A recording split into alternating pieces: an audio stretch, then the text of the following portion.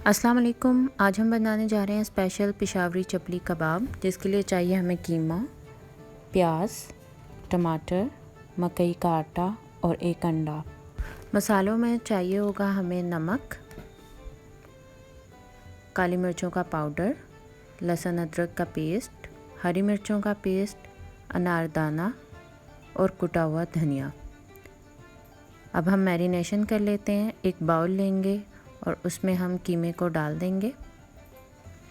अब तमाम तर मसालों को इसमें शामिल कर लेते हैं। पहले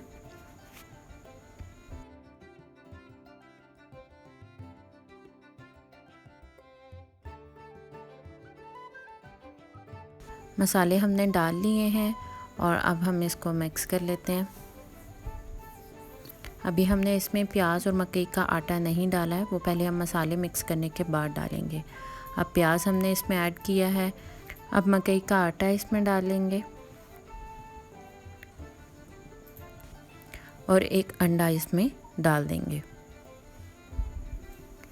चलें अब हम इनको मिक्स कर लेते हैं अच्छी तरह से। बहुत अच्छी तरह से हमने मिक्स करना है। मैंने यहाँ पर तमाम तर चीज़ों को शामिल करके अच्छी तरह से मिक्स कर लिया है। टमाटर इसमें अभी शामिल नहीं किया, क्योंकि टमाटर अगर हम इसमें शामिल कर देंगे तो फिर वो अपना पानी छोड़ देगा। इसलिए अब हम इसको कवर करके रख देते हैं 3 से 5 घंटों के लिए।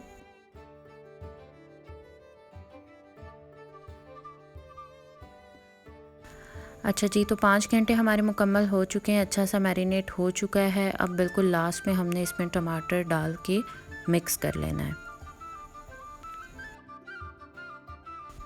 अब हम यहाँ पर अपने चपली कबाब रेडी कर लेते हैं। मैं यहाँ पर इस साइज़ के रेडी कर रही हूँ, आप अपनी मर्ज़ी से कर सकते हैं कोई भी साइज़। चपली कबाब अब हम फ्राई कर लेते हैं। एक पैन लेंगे, पैन में ऑयल डालकर अच्छी तरह से गरम कर लेंगे। पहले ऑयल हमारा गरम हो चुका है। अब हम चपली कबाब को इसमें डाल देंगे, फ्राई कर लेंगे। तकरीबन 4 से 5 मिनट के बाद आपने साइड्स को पलट लेना है।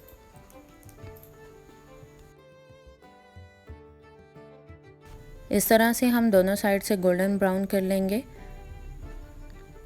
तकरीबन हमारा कबाब रेडी हो चुका है। अब हम इसको निकाल लेते हैं एक प्लेट में और सर्व कर लेते हैं।